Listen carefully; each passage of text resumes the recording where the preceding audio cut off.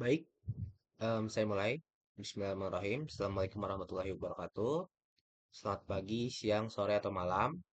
Jadi pada video kali ini, seperti biasanya di setiap minggunya, saya akan membuat video terkait materi sistem pakar untuk tugas mingguan, yaitu membuat video. Nah, untuk minggu ini kita masuk ke chapter 5, ke tugas yang kelima. Sebelumnya kan fuzzy export system ya. Sekarang kita masuk ke pengembangan sistem pakar. Oke, kita langsung aja bermain dengan tools yang bisa dikatakan sebagai sistem pakar juga. Kita bandingkan dengan dua ya. Jadi satunya Gemini, satunya ChatGPT. Eh, apa itu pengembangan sistem pakar dan bagaimana caranya? Kayak gitu kayak gini ya. Aduh, salah. Apa itu pengembangan sistem pakar dan bagaimana caranya? Oke, kita kirim juga di sini. Kita baca dulu. Pengembangan sistem pakar adalah proses membangun suatu sistem komputer yang dapat meniru kemampuan seorang pakar ahli dalam menyelesaikan masalah di bidang tertentu. Jadi, em, intinya itu kita mengembangin si sistem pakar tersebut ya. Nah, tujuannya adalah agar pengetahuan seorang pakar bisa dituangkan ke dalam program sehingga orang lain yang bukan ahli bisa menemukan solusi atau saran dengan mudah. Jadi, ya sebenarnya nggak jauh-jauh dari yang kayak penjelasan tentang sistem pakar sebelumnya di awal-awal. Intinya dalam pengembangan sistem pakar ini kita ngembangin gimana caranya suatu sistem itu bisa berpikir selayaknya seorang ahli dan ketika kita nanya ke mereka, ke sistem tersebut dapat memberikan beberapa solusi yang bisa jadi diberikan oleh sistem pakar yang asli. Jadi kurang lebih kayak mirip gitu. Makanya disebut dengan sistem pakar. Nah, biasanya sistem pakar ini ada di bidang medis, pertanian, teknik, bisnis, dan lain-lain. Pokoknya kalau di tahun 2025 ini, apalagi di bulan sekarang September, itu perkembangan sistem pakar itu sudah sangat pesat sekali. Bahkan di berbagai bidang selain keempat ini pun sudah banyak sekali ya, sudah ada. Dan tentunya sangat membantu dalam kehidupan sehari-hari. Jadi, terutama mungkin di bagian medis ya, kita bisa cek-cek gejala tertentu dan kita bisa mikirin apa sih kemungkinan-kemungkinan penyakit yang kita derita. Jadi kita bisa lebih persiapan lebih matang gitu kan, lebih tahu. Oh kalau seandainya, oh kira-kira kayaknya saya kena DBD nih. Oh berarti saya harus kayak gini gitu. Jadi em, yang seharusnya seseorang itu harus mungkin mengeluarkan biaya atau semacamnya untuk keluar, untuk menanyai langsung seorang ahli, itu alih-alih kita bisa lewat sistem pakar ini, program sistem pakar ini, kita bisa nanya dulu. Nah, kalau seandainya mungkin waktu dalam sehari atau sehari lebih sedikit tidak ada perubahan yang dialami, ya barulah kita datang ke sistem pakar yang memang asli atau memang real ada di dunia nyata gitu. Nah, komponen utama sistem pakar ini ada empat, ada basis pengetahuan, mesin inferensi, antar muka penggunaan, dan fasilitas penjelasan. Tapi yang paling inti yang tiga ini ya, knowledge base, inference engine, sama visual interface. Nah, terus gimana sih caranya atau langkah-langkah mengembangkan sistem pakar? Pertama itu identifikasi masalah dan tujuan. Tentukan bidang apa yang ingin dipecahkan. Jadi, kalau mau bangun suatu sistem pakar, itu kita harus tentuin dulu. Sama aja kayak kita buat penelitian atau semacamnya, itu harus ada masalah atau tujuan yang kita lakukan. Kalau seandainya kita nggak punya masalah atau tujuan yang ingin kita cari, ya kita mau buat apa? Jadi bingung kan. Makanya kita tentukan dulu nih masalah sama tujuan yang ingin kita cari, cari tahu lebih lah gitu. Misalkan saya pengen cari tahu eh, cara diagnosa akurat terkait penyakit kanker gitu. Nah, misalkan seperti itu. Nah, kemudian yang kedua itu akuisisi pengetahuan. Itu mengumpulkan pengetahuan dari pakar, buku jurnal, atau data. Jadi, informasi-informasi yang sudah kita dapatkan, entah itu dari berbagai macam ya, entah dari survei, entah dari baca dari sebuah buku, entah dari sebuah data yang kita dapatkan dari hasil survei tersebut yang sebelumnya, itu semuanya kita kumpulkan, ya kita akumulasi, kemudian kita masukin ke dalam sistem tersebut, ya. menjadi suatu knowledge base. Nah, nanti di dalam knowledge base ini, si sistem pakar ini menggunakan mesin inferensi atau inference engine itu dia bisa menyimpulkan. Jadi dia nyari dulu dari data-data itu, dari semua data yang ada ribuan, puluhan ribu atau bahkan ratusan ribu dan semacamnya, atau mungkin sudah jutaan-jutaan dan miliaran data atau semacamnya, itu dia nyari nih mana yang paling sesuai, mana yang paling efektif, mana yang paling berguna, mana yang paling solusi nih buat permasalahan ini gitu. Nah, yang ketiga itu representasi pengetahuan. Jadi dia menyimpan pengetahuan dalam bentuk aturan, if then, pohon keputusan atau basis data. Kurang lebih sama ya kayak yang sebelumnya ya. Jadi si data yang udah ada itu dibentuk dalam aturan if then, pohon keputusan atau basis data. Nah, baru kemudian pemilihan mesin inferensi. Tentukan apakah menggunakan forward chaining dari data kesimpulan atau backward chaining dari hipotesis ke data. Jadi, atau mungkin lebih baik lagi kalau seandainya sebuah sistem pakar itu bisa menggunakan kedua cara tersebut. Jadi, em, mereka bisa nih kalau seandainya tiba-tiba oh orang ini butuhnya forward chaining, oh ya silakan hidupkan forward chaining, atau mungkin oh kayaknya ini lebih cocok dengan backward chaining ya, permasalahannya maka akan menggunakan backward chaining. Jadi dia harus bisa keduanya. Nah, yang kelima itu perancangan sistem. Bangun arsitektur sistem, basis pengetahuan, mesin inferensi sama terbuka. Kemudian kita implementasi, gunakan bahasa pemrograman atau tools, misalkan Python, Eclipse, Prolog, atau Expert System Cells. Jadi ada banyak ya eh, bahasa pemrograman atau tools, tapi kalau bahasa pemrograman yang berkaitan banget sama AI, machine learning, kemudian expert system dan sebagainya itu kurang lebih ya kalau setahu saya sih Python memang yang cukup terkenal akhir-akhir ini dalam beberapa tahun atau beberapa bulan di akhir-akhir ini memang Python yang mendominasi dalam hal AI dan semacamnya karena dia bahasa yang paling bisa dikatakan mudah untuk dibuat. Jadi komputer bisa dengan mudah menangkap pemrograman dari Python, manusia pun bisa membuat kode dengan mudah dari Python karena dia kurang lebih bahasanya kan seperti menggunakan bahasa Inggris kemudian plus dengan struktur atau aturan-aturan yang dia tidak terlalu rumit ya. Jadi makanya dia lebih populer walaupun sebenarnya ada kekurangan dari Python gitu dibandingkan dengan pemrograman yang lainnya, bahasa pemrograman lainnya. Kemudian ada pengujian dan evaluasi, uji hasil dengan kasus nyata dan validasi ke pakar. Kemudian ada apa yang pastinya pemeliharaan dan pengembangan lanjutan. Jadi sebuah sistem pakar itu nggak bisa tuh stuck di situ aja. Jadi harus ada pembaruan terus, pemeliharaan terus. Kayak datanya harus selalu diupdate. Kemudian mesin mesin secara hardware-nya harus dibersihkan, perbaiki dan sebagainya gitu. Nah, kemudian kita coba bandingkan dengan yang di Google Gemini ya. Sebenarnya kurang lebih sama ya. Tahapan pengembangan sistem pakarnya ada akuisisi pengetahuan, presentasi pengetahuan, pemilihan perangkat pengembangan ya. Terus ada pembangunan dan pengujian, implementasi dan pemeliharaan dan sebagainya. Nah, kemudian apa lagi yang bisa kita cari ya? Apa itu pengembangan sistem pakar dan bagaimana caranya? Ini sudah kita cari. Em,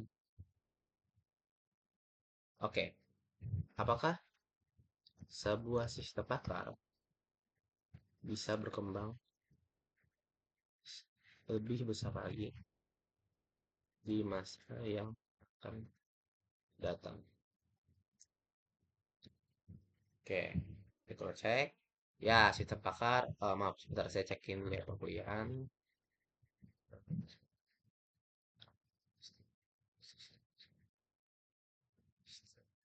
Sama betul ya referensinya.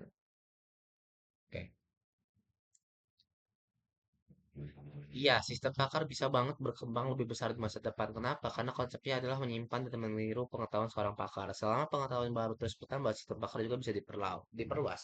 Oke, jadi kalau kita lihat ya, manusia itu nggak ada henti-hentinya untuk melakukan terus riset atau penelitian terkait beberapa hal. Atau bahkan penelitian yang sudah ada, mereka ingin teliti lagi untuk mengembangkan lebih lanjut. Nah, pengetahuan-pengetahuan yang didapatkan dari penelitian-penelitian itu bisa digabungkan dan dimasukkan ke dalam suatu data atau sistem pakar. Yang nantinya akan membuat sistem pakar itu sendiri itu lebih berkembang, lebih cerdas, lebih pintar dalam merangkai sesuatu. Ya. Nah, cuman misalkan ya di ChatGPT kita bisa membedakan antara ChatGPT yang free dengan yang tidak free atau yang kita premium atau berbayar ya. Nah, kenapa seperti itu? Karena ChatGPT yang free itu masih menggunakan data yang walaupun banyak, sudah banyak sekali, tapi masih terbatas, masih ada batasan. Sedangkan kalau premium itu dia bisa mengelola data lebih tinggi lagi. Dalam artian dia bisa mencari solusi yang paling baik dari data-data yang mungkin lebih besar lagi. Misalkan seandainya yang ChatGPT free itu cuma 10 data, kalau ChatGPT premium itu bahkan bisa 1000 data. Dia bisa ngolah dari 1000 data itu. Jadi itulah kenapa kalau seandainya kita pakai ChatGPT yang premium atau semacamnya itu dia bisa menggunakan bahasa yang lebih bagus, lebih indah atau bahkan lebih mudah untuk dimengerti gitu. Karena dia berdasarkan pengumpulan pengetahuan yang lebih luas lagi dibandingkan yang free. Nah, arah perkembangan sistem pakar di masa depan itu udah banyak ya. Bisa integrasi dengan AI dan machine learning ini pastinya. Kedua, penggunaan big data ya. Karena big data sendiri pun itu yang berguna untuk sistem pakar. Jadi kalau seandainya big data bisa untuk dikembangkan lagi ya dengan perkembangan sistem bakar ya pasti itu akan bermanfaat sekali.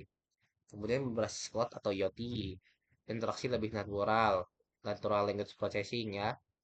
Sistem bakar modern bisa diakses lewat chatbot atau voice assistant ya. Kalau sekarang kan lewat chatbot ya seperti yang sekarang ini saya gunakan ChatGPT atau juga Google Gemini itu lewat chatbot ya. Karena kan ini bot ya sebenarnya ya atau AI. Jadi tapi bisa juga kalau seandainya mau pakai voice kan bisa pakai ini nih, dikte ya, pakai voice. Nanti dia mendetek. Jadi dia di NLP itu dia merubah suara yang dia rekam itu menjadi suatu teks yang bernilai suatu informasi yang teks itu nantinya akan disampaikan ke dalam komputer itu NLP ya atau speech recognition. Nah, jadi orang awam cukup bertanya dengan bahasa sehari-hari. Jadi em, kalaupun kita bertanya dengan bahasa yang mungkin bisa dibilang tidak ada bahasa ilmiah atau semacamnya yang lebih tertuju, lebih spesifik.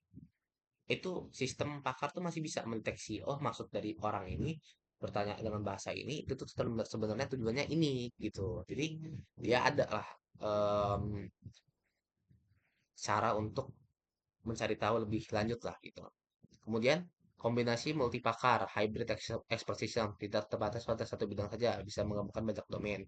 Misalnya sistem pakar kesehatan yang juga memperhitungkan gaya hidup, keuangan, dan psikologi pasien. Contoh nyata pengembangan ya untuk saat ini ya medis, diagnosa penyakit plus rekomendasi obat. Hukum membantu analisis kasus dan prediksi keputusan pengadilan. Bisnis dan keuangan memberi saran investasi berbasis data pasar real time.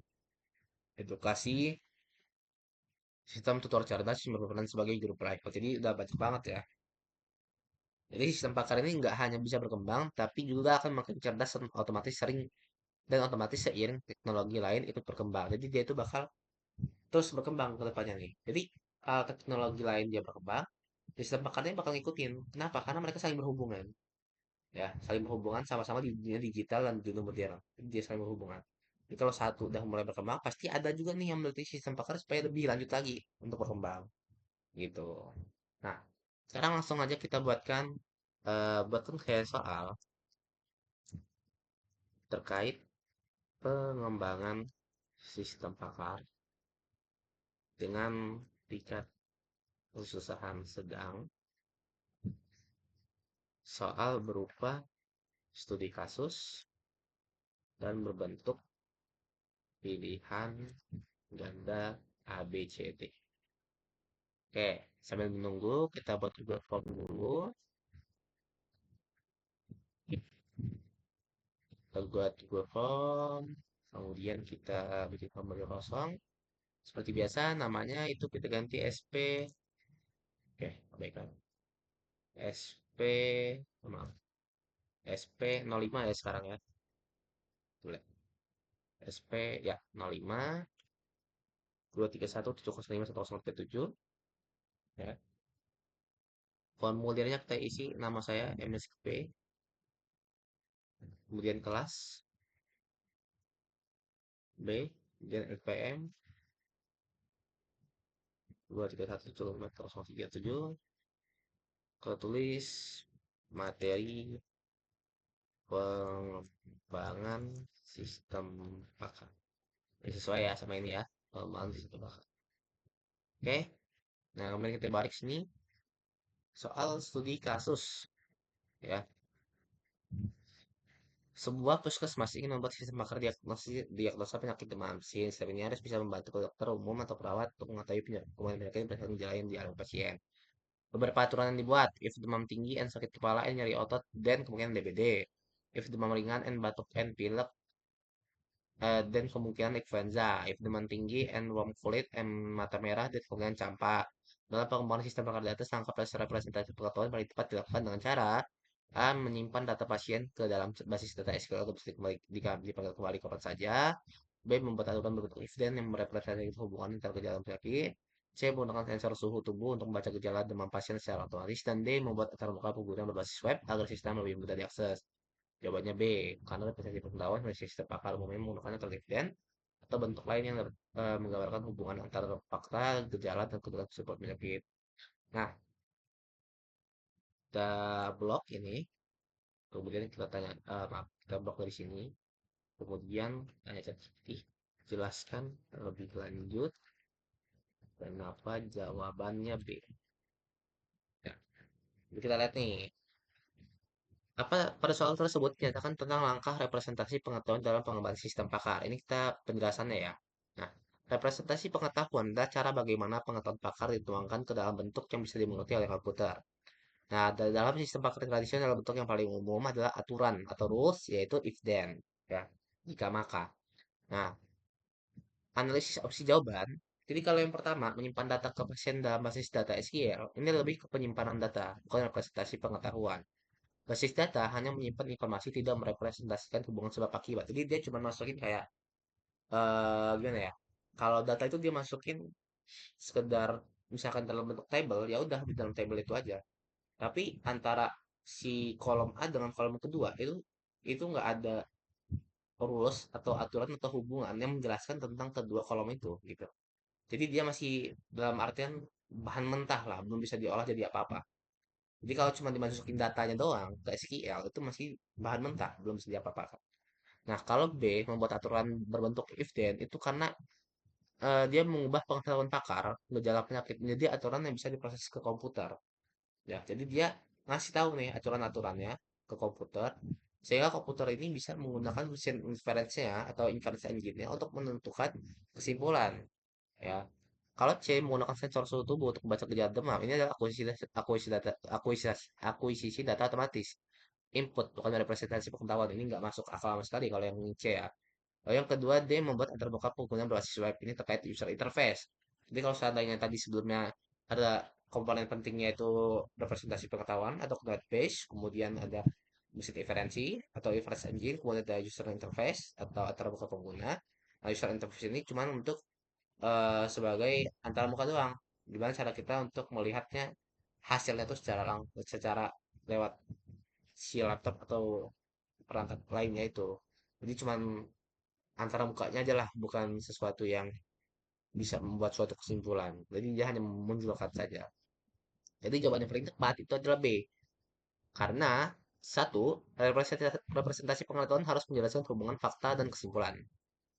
Aturan if then adalah metode yang paling umum digunakan dalam sistem pakar, yang paling umum ya. Opsi lain hanya mendukung sistem penyimpanan, input, atau antarmuka, tapi tidak berhubungan langsung dengan representasi pengetahuan. Jadi jawaban yang paling benar itu adalah B. Sekarang kita masukin soalnya, ya.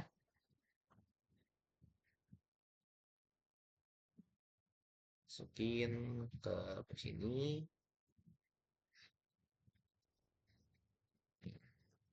Nah, ya, masuk.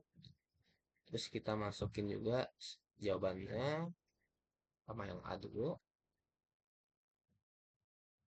Terus yang B,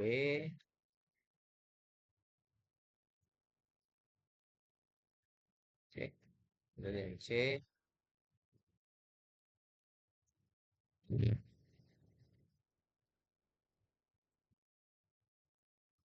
yang D.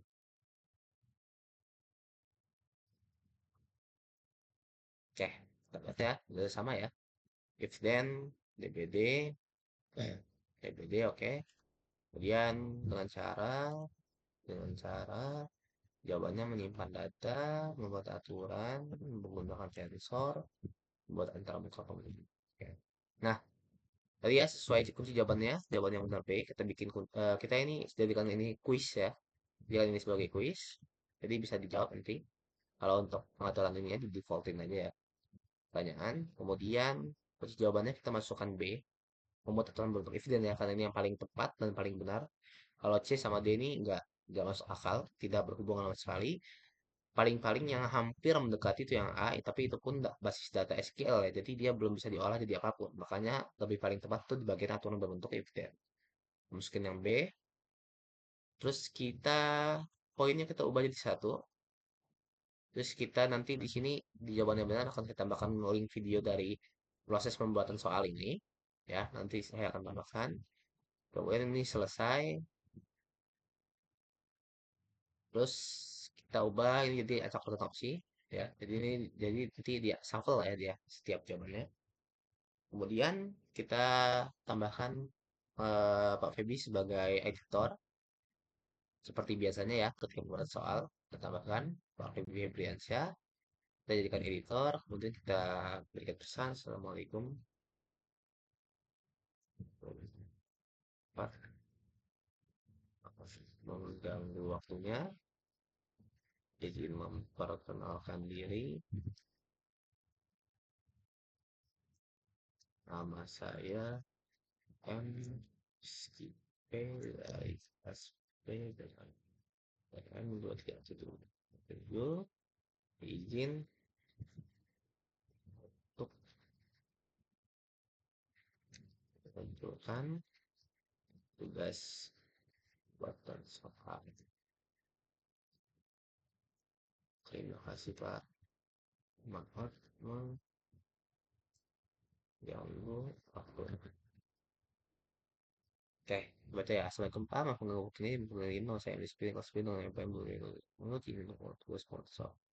Ya, buatan soal. Terima kasih Pak. Maaf mengganggu waktunya. Ya, benar editor terkirim. Oke, oke. Udah masuk ya. Feby sebagai editor. Kemudian kita publikasikan ya. Publikasikan. Salin. Kita kirimkan ke sini. Biar kita bisa cek ya. Terus ini kalau sebenarnya kita salin link responden ya. Selesai. Kita ini taruh dulu di sini. Nah, jadi ini kalau dibuka ya, nanti dia ada muncul responden-responden ya. Coba ini kita masuk media buat contoh ya. Kita buka kayak gini ya. Oke. Untuk sini PB editor sudah benar, tampilan editor dibatasi, oke. Tampilan respondennya siapa saja yang memiliki, itu siapa saja yang memiliki link dapat merespon ya, responden ya. Jadi PB editor, tapi yang lainnya yang baca link cuma bisa responden doang. Oke, selesai. Terus mungkin itu saja penjelasan saya terkait pembuatan soal dari sistem pakar dan mengenai materi pengembangan sistem pakar. Saya mohon maaf jika ada kesalahan ataupun ada detail-detail yang kurang atau mungkin soal ataupun penjelasannya masih kurang lebih advance lagi atau lebih ekspor lagi. Saya mohon maaf. Saya akhiri. Wassalamualaikum warahmatullahi wabarakatuh.